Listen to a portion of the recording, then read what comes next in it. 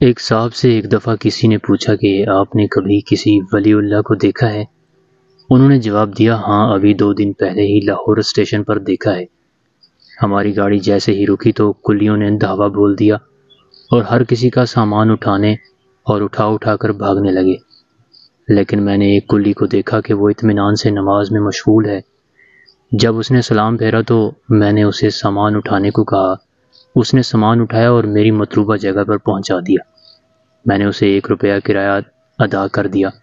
اس نے 4 آنے اپنے پاس رکھے اور باقی مجھے واپس کر دیے۔ میں نے اس سے عرض کی کہ 1 روپیہ پورا رکھ لو، لیکن اس نے مسکراتے ہوئے جواب دیا، نہیں صاحب، میری مزدوری 4 آنے ہی بنتی ہے۔ آپ یقین کریں، ہم سب ولی اللہ بننے اور اللہ کے ولیوں کو ڈھونڈنے میں دربدر ذلیل و خوار ہوتے ہیں۔ ہم سمجھتے ہیں کہ ہمیں مشکل ترین ریاضتوں، مشقتوں اور مراقبوں سے گزرنا پڑے گا، ساری رات نوافل میں گزارنی پڑے گی، یا شاید گلے میں تسبیح ڈال کر میلے کچیلے کپڑے پہن کر اللہ کی صدائیں لگانا پڑیں گی، تب ہم ولی اللہ کے درجے پر پہنچ جائیں گے۔ آپ کمال ملاحظہ کریں، ہماری آدھی سے زیادہ قوم بھی اس کو ہی پہنچا ہوا سمجھتی ہے جو اب نارمل حرکتیں کرتا نظر آئے گا، جو رومال سے کبوتر نکال دے یا عاشق کو اس کے قدموں میں ڈال دے۔ اللہ کا دوست بننے کے لیے تو اپنی انا کو مارنا پڑتا ہے، قربانی، ایثار اور انفاق کو اپنی ذات کا حصہ بنانا پڑتا ہے۔ اشفاق صاحب کہتے ہیں کہ ایک دفعہ میں نے اپنے ابا جی سے پوچھا کہ عشق مجازی اور عشق حقیقی میں کیا فرق ہے؟ انہوں نے کچھ دیر سوچا اور کہنے لگے، بیٹا، کسی ایک کے آگے اپنی انا کو مارنا عشق مجازی ہے، اور ساری دنیا کے سامنے اپنی انا کو مار لینا عشق حقیقی ہے۔ جنید بغدادی اپنے وقت کے نامی گرامی شاہی پہلوان تھے۔ ان کے مقابلے میں ایک دفعہ انتہائی کمزور، نحیف اور لاغر شخص آ گیا۔ میدان تماشائیوں سے بھرا ہوا تھا۔ بادشاہ اپنے پورے درباریوں کے ساتھ جنید بغدادی کا مقابلہ دیکھنے آ چکا تھا۔ مقابلہ شروع ہونے سے پہلے وہ کمزور آدمی جنید بغدادی کے قریب آیا اور کہا، دیکھو جنید، کچھ دنوں بعد میری بیٹی کی شادی ہے۔ میں انتہائی غریب اور مجبور ہوں۔ اگر تم ہار گئے تو بادشاہ مجھے انعام و اکرام سے نوازے گا، لیکن اگر میں ہار گیا تو اپنی بیٹی کی شادی کا بندوبست کرنا میرے لیے مشکل ہو جائے گا۔ مقابلہ ہوا اور جنید بغدادی ہار گئے۔ بادشاہ کو اپنی آنکھوں پر یقین نہ آیا۔ اس نے دوبارہ اور پھر 12 مقابلہ کروایا اور تینوں دفعہ ہار جنید بغدادی کے حصے میں آئی۔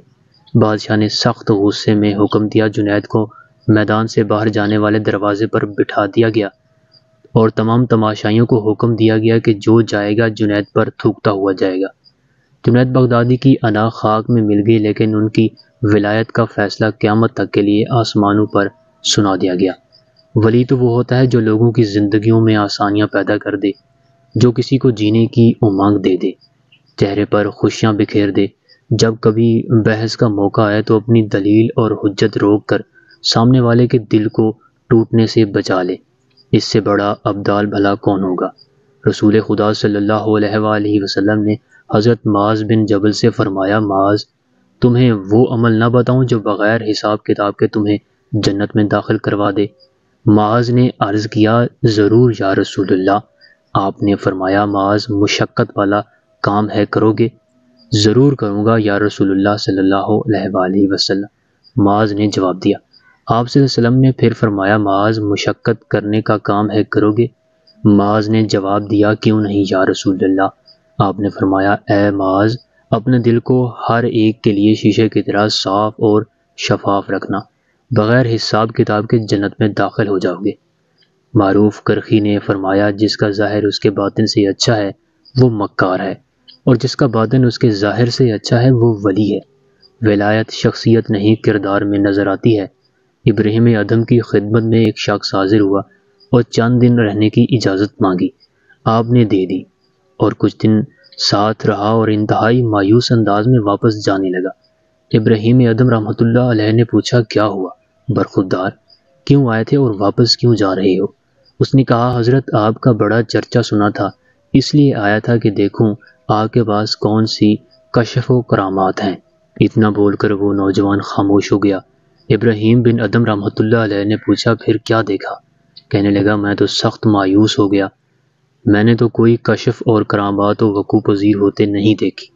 ابراہیم بن ادم رحمۃ اللہ علیہ نے پوچھا، نوجوان یہ بتاؤ، اس دوران تم نے میرا کوئی عمل خلاف شریعت دیکھا یا کوئی کام اللہ اور اس کے رسول کے خلاف دیکھا ہو؟